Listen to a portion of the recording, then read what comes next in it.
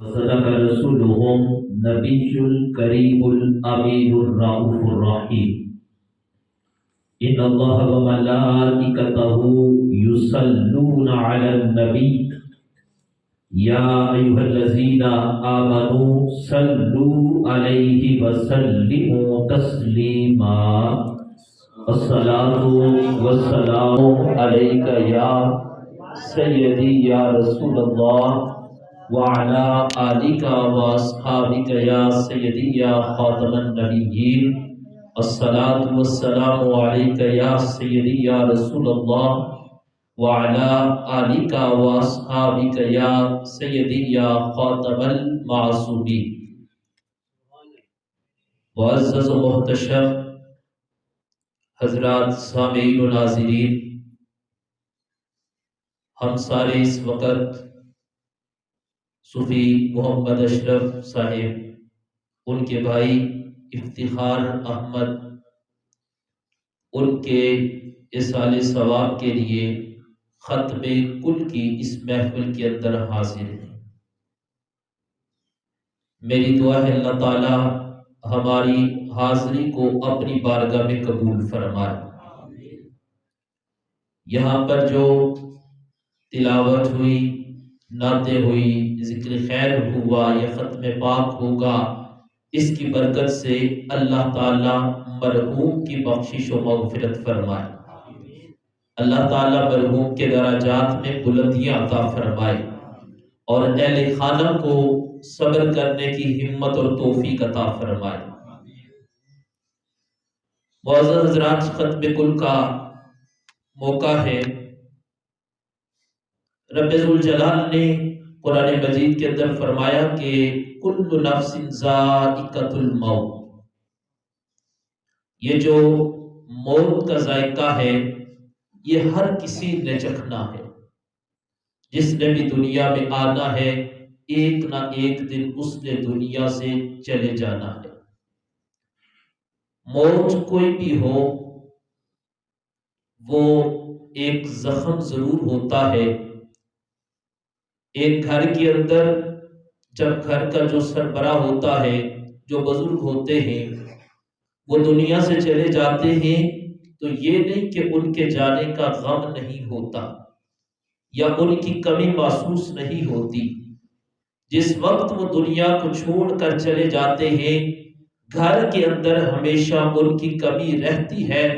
جب کوئی خوشی ہو یا غمی ہو، ان کی یاد تازہ ہوتی ہے اور گھر والے کہتے ہیں ہم بزرگوں کی دعاؤں سے محروم ہو گئے ہیں. ایک بزرگ کا چلے جانا وہ بھی گھر کو ویران کر دیتا ہے، بندے دعاؤں سے محروم ہو جاتے ہیں.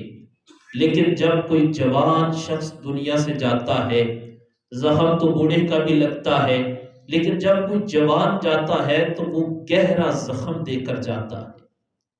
جب جوان جوانی کی حالت میں اس دنیا سے چلا جاتا ہے تو ماں دن ہو یا رات، جب وہ سوتی ہے تب بھی بیٹا یاد آتا ہے، جب جاگتی ہے تب بھی بیٹا یاد آتا ہے.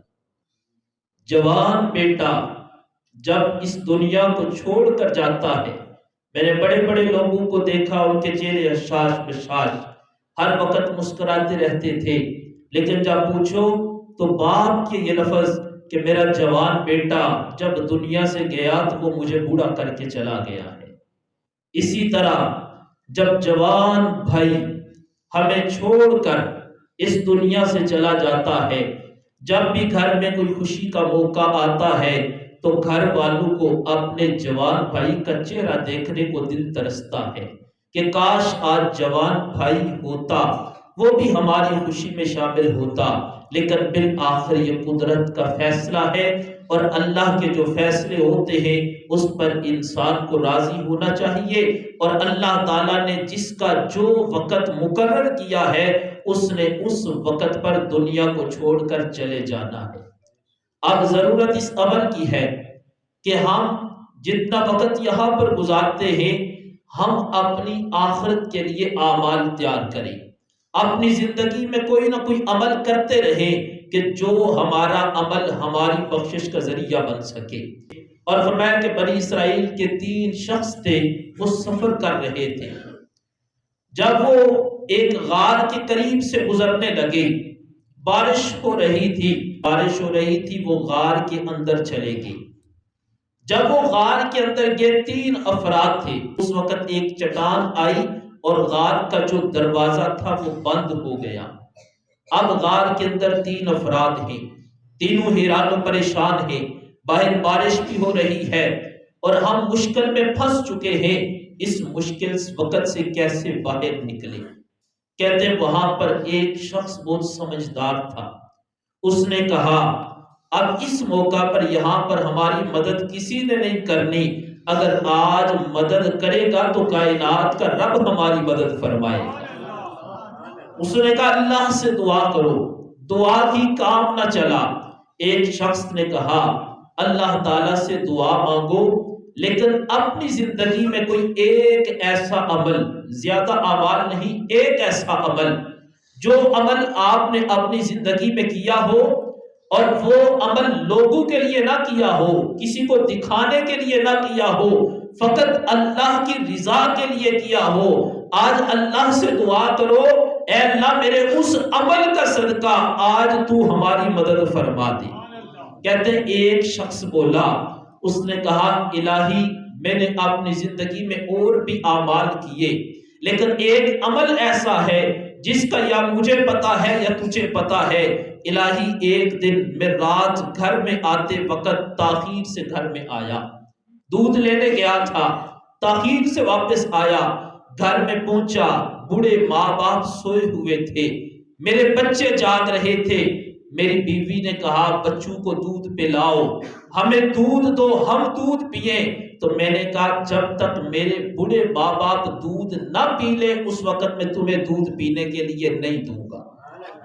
الہی میں نے اس وقت فقط تیری رضا کے لیے اپنے ماں باپ کی خدمت کی اور ان کا انتظار کیا اور ان کو دودھ پلایا اور اس کے بعد پھر اولاد کو دودھ دیا۔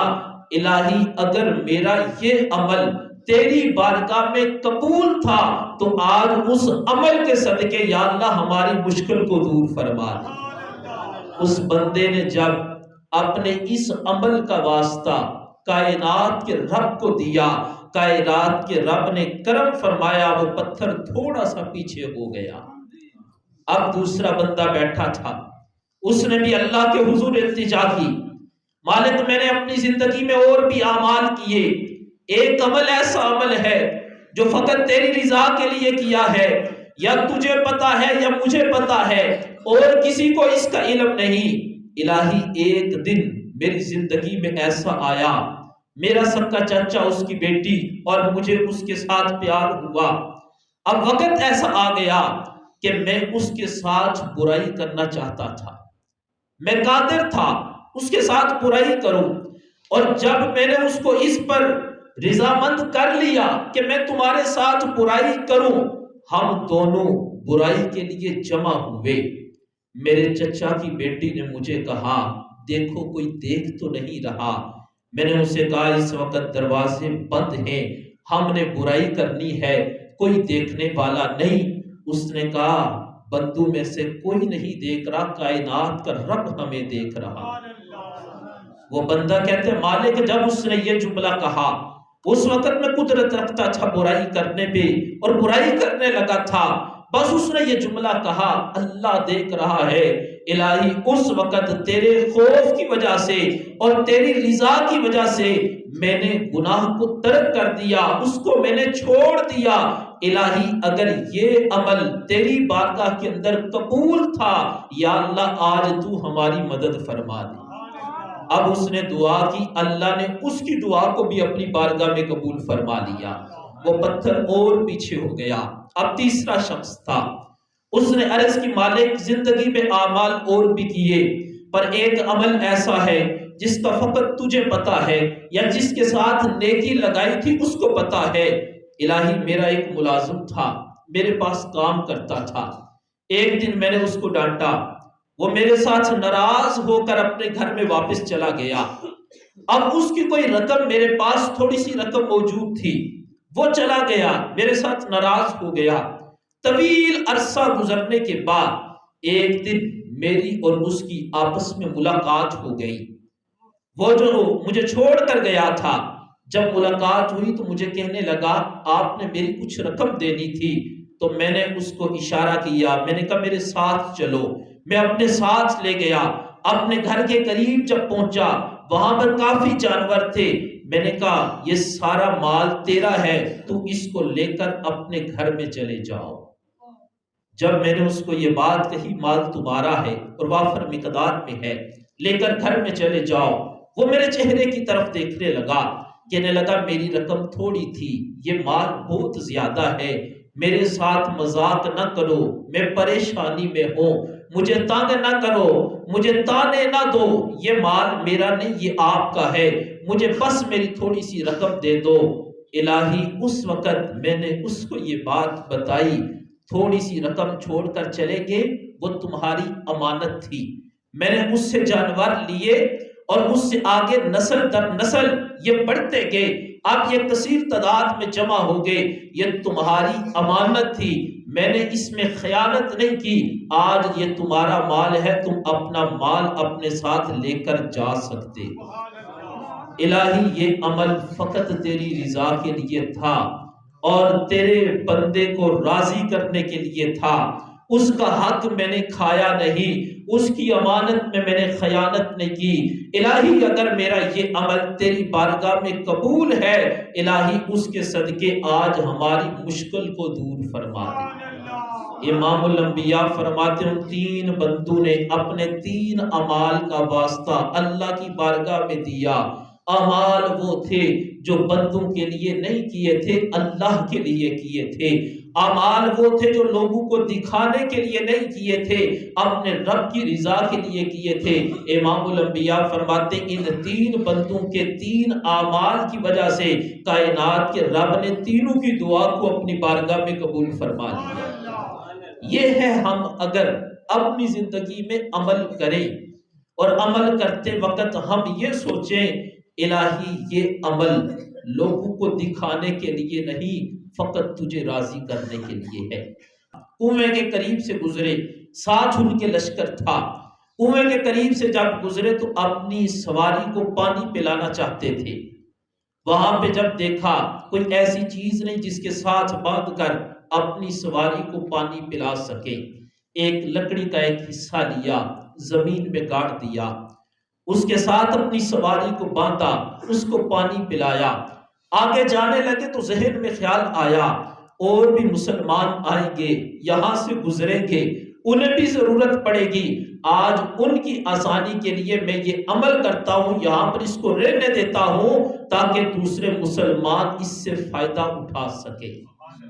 یہ عمل کر کے حضور کی بارگاہ میں حاضر ہو گئے، میرے اور آپ کے کریم محبوب کی بارگاہ میں عرض کی سرکار میں نے یہ عمل کیا، اللہ کے محبوب نے فرمایا اس کی برکت سے کائنات کا رب تمہیں جنت میں داخل فرما دے گا۔ اب دیکھو بات ہے نیت کی، بات ہے عمل کی، فکر کی، سوچ کی۔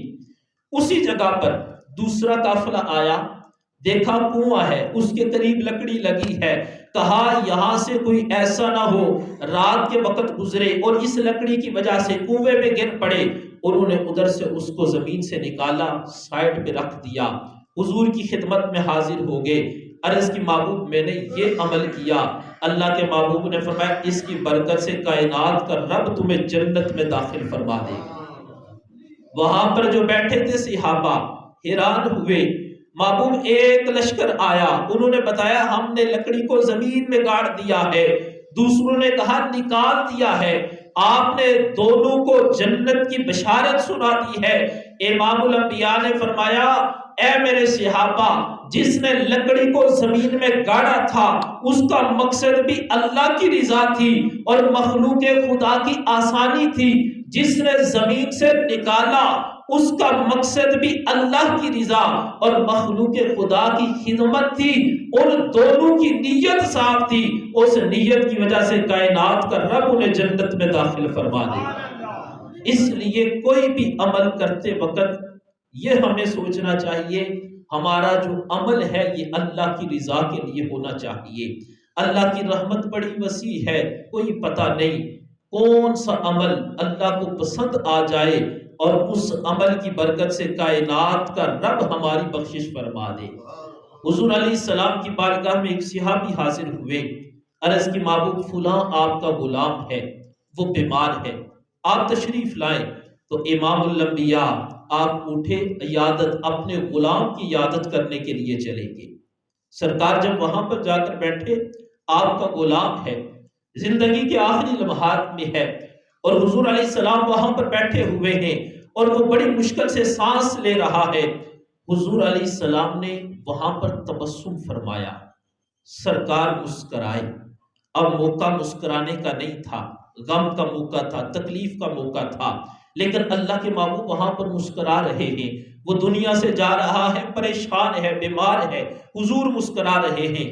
صحابہ کرام رضوان اللہ علیہم اجمعین کو اس پر بڑا تجسس ہوا، تعجب ہوا کہ محبوب آپ تو اپنی ذات کے دشمنوں کو بھی معاف فرماتے ہیں، یہ آپ کا غلام ہے اور یہ مشکل وقت میں ہے اور آپ دیکھ کر تبسم فرما رہے۔ حضور نے فرمایا صحابہ جو میں نے دیکھا ہے وہ تم نے نہیں دیکھا، جو میں جانتا ہوں وہ تم نہیں جانتے۔ صحابہ یہ میرا غلام ہے، زندگی کے آخری لمحات میں ہے، اب یہ بول نہیں سکتا، زبان کو حرکت دینا چاہتا ہے، اس کی زبان حرکت نہیں کر رہی پر یہ رب سے باتیں کر رہے۔ عرض کی محبوب کون سی باتیں کر رہے؟ سرکار نے فرمایا یہ اپنے رب سے یہ باتیں کر رہے، الہی تو میرے گناہوں کو معاف فرما دے۔ لیکن اب زبان نہیں حرکت کر رہی، یہ دل میں کہہ رہے ہیں الہی میرے گناہوں کو معاف فرما دے، الہی تو میرے ساتھ راضی ہو جا، اے اللہ تو میرا رب ہے، میں تیرا بندہ ہوں، تو رحمان ہے، اے اللہ اپنی شان رحیمی کا صدقہ مجھ سے راضی ہو جا۔ میرے محبوب فرماتے ہیں غلاموں تمہیں نہیں پتا، اللہ نے فرشتوں کو فرمایا فرشتوں گواہ ہو جاؤ، میرا بندہ مجھ سے گناہوں کی معافی طلب کر رہا ہے، زبان حرکت نہیں کر رہی، دل میں کہہ رہا ہے، تم گواہ ہو جاؤ میں نے اپنے اس بندے کے گناہوں کو معاف فرما دیا ہے۔ معزز حضرات، سامعین و ناظرین، آج ہمیں بھی ضرورت ہے کہ ہم اپنی اصلاح کریں۔ یہ جوانی کی موت یہ ہمارے نام ایک پیغام ہے۔ کس نے سوچا تھا اچانک یہ خبر ہم سنیں گے؟ کس نے سوچا تھا کہ اچانک یہ خبر ہمارے کانوں میں گردش کرے گی؟ وہ جوان کتنی امیدیں اپنی زندگی میں لگائے بیٹھا تھا، گھر والے کتنی امیدیں لگائے بیٹھے تھے، پتہ نہیں کیا کیا سوچا ہوا تھا کہ زندگی میں یہ بھی ہوگا، زندگی میں یہ بھی کرنا ہے، لیکن یہ ہماری سوچیں ادھوری رہ جاتی ہیں۔ ہم سارے اپنی زندگی میں بڑے بڑے خواب سوچ کر بیٹھے ہوئے ہیں، بڑی بڑی امیدیں لگا کر بیٹھے ہوئے ہیں، میں نے زندگی میں ایسے بھی کرنا ہے، زندگی میں ایسے بھی کرنا ہے، زندگی میں یہ بھی کرنا ہے، لیکن ہونا وہی ہے جو اللہ کو منظور ہوتا ہے۔ ہم اپنی زندگی میں اپنی مرضی سے کچھ نہیں کر سکتے، فقط اللہ کی رضا پہ ہمیں راضی ہونا چاہیے اور ہمیں یہ سوچنا چاہیے یہ دنیا عارضی ہے، بڑے بڑے بادشاہ آئے، بڑے بڑے چلے گئے، سب کچھ یہاں پر چھوڑ کر چلے جاتے ہیں، بالآخر ہم نے ساتھ جو لے کر چیز جانی ہے ہمیں اس کی فکر کرنے کی ضرورت ہے، وہ ہے ہمارے نیک اعمال۔ اگر ہم نیک اعمال اس دنیا میں کریں گے تو قبر میں ہمارے نیک اعمال ہمارے کام آئیں گے۔ اگر ہم اپنی اچھی زندگی گزاریں گے، اور زندگی میں اتنی کوشش کرنی چاہیے، ایک حقوق اللہ کا خیال اور دوسرا حقوق العباد کا خیال، اگر زیادہ نہیں تو کم از کم اتنا ہونا چاہیے کہ جب ہماری نماز جنازہ کا وقت ہو اس وقت کوئی بندہ یہ نہ کہے کہ اس بندے نے مجھے دھوکہ دیا ہے، کم از کم جب دنیا سے جائیں پیچھے اچھا پیغام چھوڑ کر جائیں، پچھلوں کو اچھا سبق دے کر جائیں، اور دنیا سے جائیں تو کوئی یہ نہ کہے اس نے میرے ساتھ دھوکہ کیا، اس نے مجھ پر ظلم کیا، اس نے میرا حق مارا۔ دنیا میں بندے کو اس طرح رہنا چاہیے جس طرح ایک مسافر ہوتا ہے، وہ سفر کرتے کرتے اپنی زندگی گزار دیتا ہے۔ ہم سارے مسافر ہیں، سفر کر رہے ہیں، آخر ہماری منزل قبر ہے، تو ہمیں اس کے بارے میں سوچنا چاہیے۔ اللہ تعالیٰ ہم سب کو عمل کی توفیق عطا فرمائے، آخرت کی فکر عطا فرمائے، آخرت کی تیاری کرنے کی توفیق عطا فرمائے۔ رب ذوالجلال ہمارے اس بھائی جو ہمیں چھوڑ کر اس دنیا فانی سے چلا گیا، اللہ تعالیٰ اس کے درجات میں بلندیاں عطا فرمائے۔ وما علینا الا البلاغ۔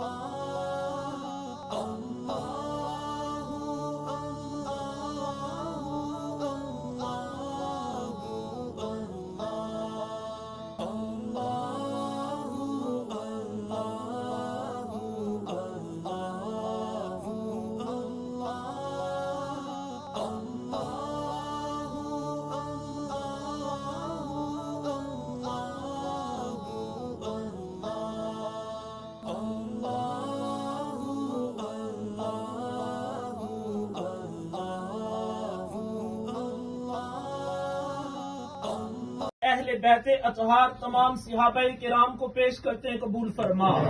تابعین، تبع تابعین، شہداء، اولیاء، علماء، فقہاء، محدثین کو پیش کرتے ہیں، قبول فرما۔ حضور علیہ السلام کی ساری امت بالخیر کو اس کا ثواب پیش کرتے ہیں، قبول فرما۔ یا اللہ بالخصوص اس پاک کلام کا ثواب میرے مالک ہمارا جو بھائی جوانی کی حالت میں دنیا فانی سے چلا گیا، یا اللہ اس کو اس کا ثواب پیش کرتے ہیں، قبول فرما۔ یا اللہ مرحوم کے درجات میں بلندیاں عطا فرما، قبر و حشر کی منازل کو آسان فرما۔ اس دنیا میں رہ کر حقوق اللہ، حقوق العباد کے حوالہ سے جو غلطی، کوتاہی، کمی پیشی ہوئی، میرے مالک تو اپنی شان کریمی، شان رحیمی کا صدقہ اس کو معاف فرما، اور اس کے بدلے میں جنت الفردوس میں اعلیٰ مقام عطا فرما۔ والدین کو، عزیز و اقاربین کو صبر کرنے کی ہمت اور توفیق عطا فرما۔ یا اللہ ہم سب کو آخرت کی فکر اور آخرت کی تیاری کرنے کی توفیق عطا فرما۔ اللہم اغفر لی ولوالدی ولجمیع المؤمنین والمؤمنات والمسلمین والمسلمات الاحیاء منہم والاموات انک مجیب الدعوات یا رافع الدرجات یا قاضی الحاجات برحمتک یا ارحم الراحمین، وصلی اللہ تعالی علی خیر خلقہ محمد وآلہ واصحابہ۔